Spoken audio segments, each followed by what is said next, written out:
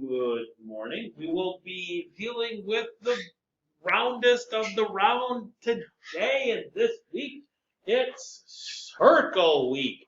So I don't know where you're at with graph paper, on the pink graph paper, but if you need more at any point in time, it's always up here in the blue folder. You can always come up and grab yourself some more pink graph paper if you need to, as you need to. That's totally up to you. At Homers, again, totally up to you as to your graphingness, if you will. If you want to print out graph paper, that's fine.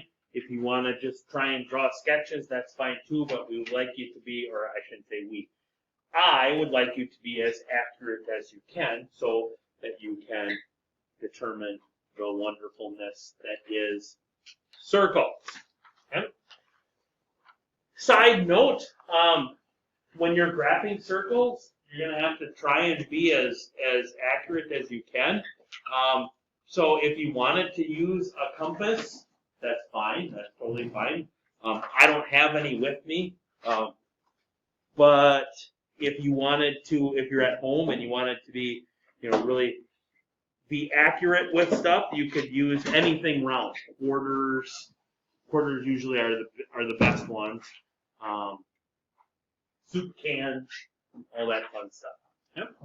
So, section 9.2, day 1, graphing circles. Here we go.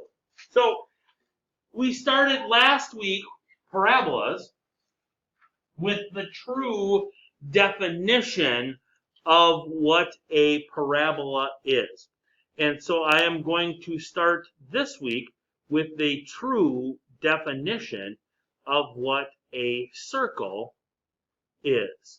And the true definition of a circle is the set of all points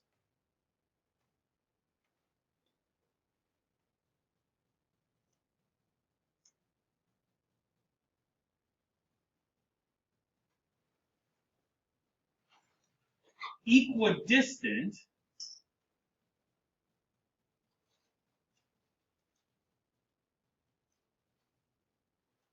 from one point.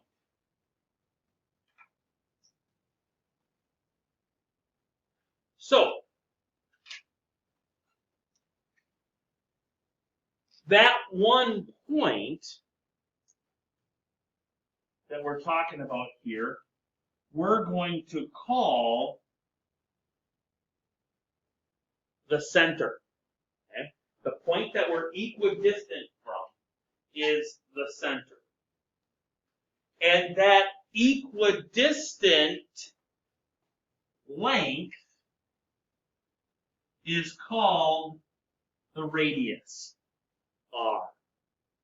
Okay? So the point that we're going from is h comma k, kind of like the vertex point on parabolas from last week. Okay? But from now on the remaining 3 circles, ellipses, and hyperbolas, it's going to be the center of it.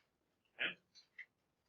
And in a circle, the radius, that length that we're equidistant from all the way around, is called the radius. And the equation of a circle with radius r is this. The quantity x minus h squared plus the quantity y minus k squared is equal to r squared. Now again, you'll notice that h and k are inside a set of parentheses in this equation. So that means we do what with them?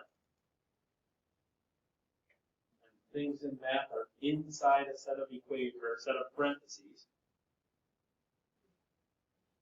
After what we do that part first, how do we think about that? Or what do we think about that? Luke? No? Yeah. We're we're thinking oppositely. So when it looks like x minus 3, the center point is actually at positive 3. Okay? It's just like parabolas, just like last week. Anytime that it's inside a set of parentheses, we think opposite.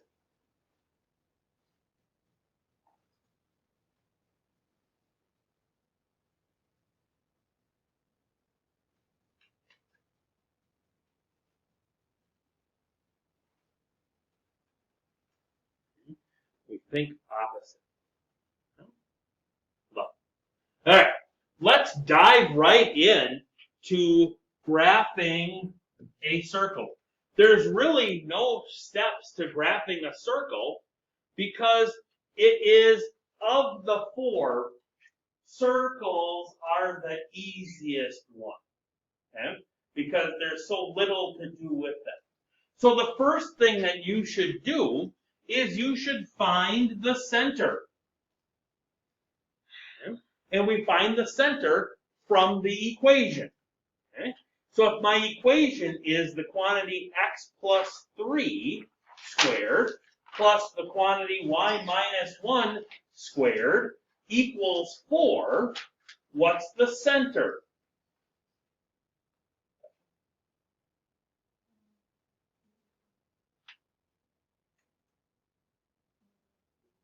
Negative 3 comma 1, do we agree with negative 3 comma 1? Okay. We're looking here for the x part. We're looking there for the y part. Both are inside a set of parentheses, so we're thinking oppositely, so that is the point negative 3 comma 1. I would agree with that. So we can graph that point. Negative 3 comma 1 is right there. I'm going to label it with a C because it's the center. Okay. The radius, the distance that I have to go now from that point, this is the radius squared. So the radius wouldn't be 4, it would be 2. Okay? The radius is 2 because r squared is equal to 4. That means that r is equal to plus or minus 2. But because it's a distance, it's just positive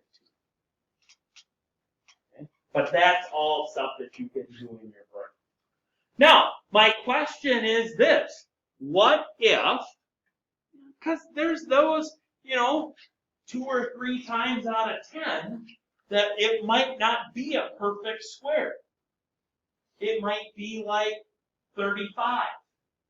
What would we do then to find the radius? We'd still square root it, but we would write it in simplified radical form. Okay? So we'd write the radius in simplified radical form. We'd use a calculator to approximate it, and then we'd go out that far on our graph. Okay? So the radius is 2. That means I'm in every direction, I'm going to go 2. So the easy ones are left, right, up, and down are the 2s. So that kind of gives you a framework for your circle. And then you just got to kind of, I like to start by going kind of flat at those 4, and then kind of drawing it in. It doesn't have to be perfect. Okay, this should come down a little bit more, something like that. Okay? It doesn't have to be, because not everybody has a circle drawer line color.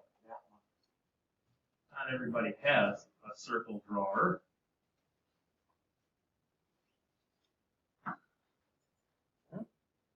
And I'm okay with it. As long as it doesn't look like a diamond. Okay? You know what I mean? I don't want it to look like this. That's not a circle. Okay? Make it look as good as you can.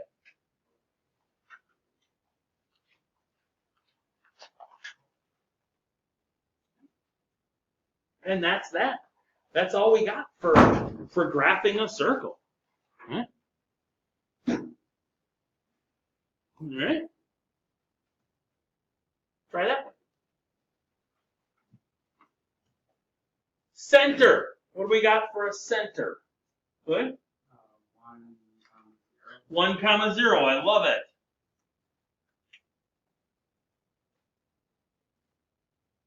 So that's right there. Radius. What do we got for a radius? 3. Yep, because the square root of 9 is 3. So I'm going to go 1, 2, 3 to the right, 1, 2, 3 up, 1, 2, 3 to the left, 1, 2, 3 down. And then I'm going to draw in my circle.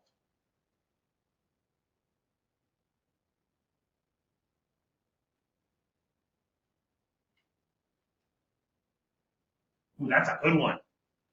Yeah, step back and admire that one. A little bit on this side, well, they don't match up, but I'm okay with the rest of it. 99% of that was same menu. Good on that one? Yeah. Oops, it didn't click. There, what? Try that one. I like this one. Try that one.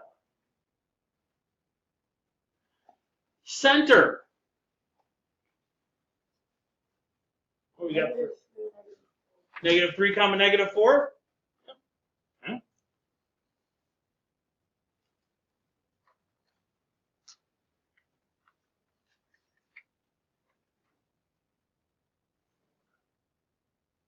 Radius. What we got, Louis? Okay, but really, it's just the square root of 42, right? Okay. But that's going to be approximately 6.5-ish, right? I would say somewhere in that range. Yep. Okay. So that means you're going to go 6.5. 1, 2, 3, 4, 5, 6.5. 1, 2, 3, 4, 6.5. 3, 4, 5, 6.5. 1, 2, 3, 4, 5, 6.5. That's a little more half. Right about now.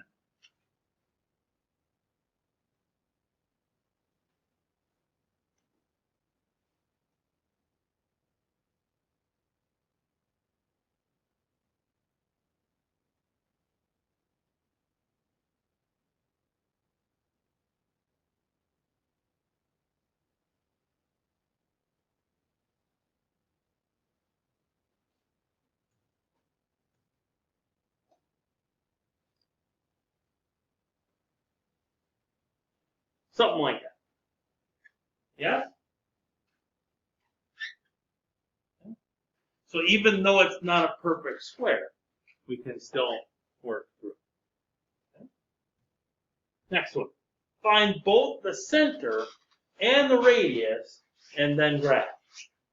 What's different about this equation than the last few equations? What? Okay, there's no parentheses. That's one thing. Does that matter, though? Okay, that part doesn't matter. What else is different?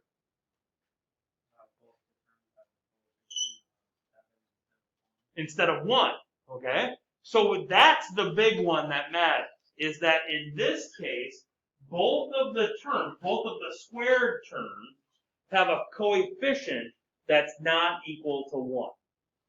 So the first thing that we need to do is we need to get the coefficient equal to 1.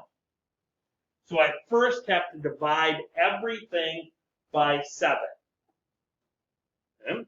So then that's going to give me x squared plus y squared equals, what's 112 7? 16?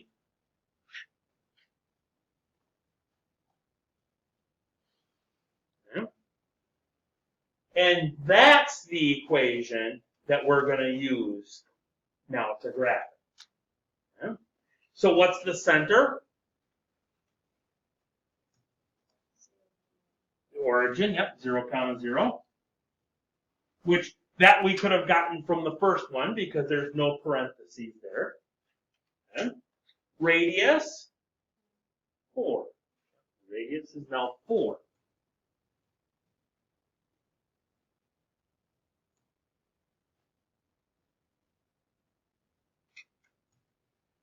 Two and 4, 2, 4, 2, 4, 2 and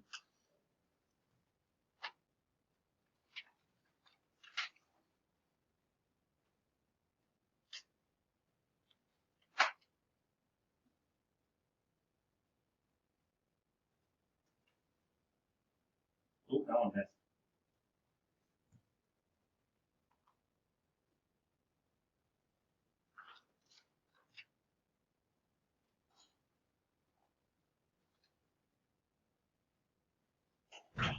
Did I redeem myself, Louis? I think that's even better than the other one. Huh? Questions on graphing circles? Love it. This week, so here is your worksheet for this week. You can do the front side as of right now. Then on Wednesday, we'll learn again how to do some of the back side. And then Thursday, we'll learn how to do the ones at the bottom on the back side. We've got this going on. There is no video tomorrow, because I don't think this week we need an extra video to watch just of graphing circles. I think we got this concept down. So there's no video to watch for tomorrow. However, we're well above 200 missing assignments again. Okay? Because we were down right at that 201 line, and then I had stuff due this week. And now we're back well above it. So let's work on getting that stuff turned in so that we don't have any missing work going on.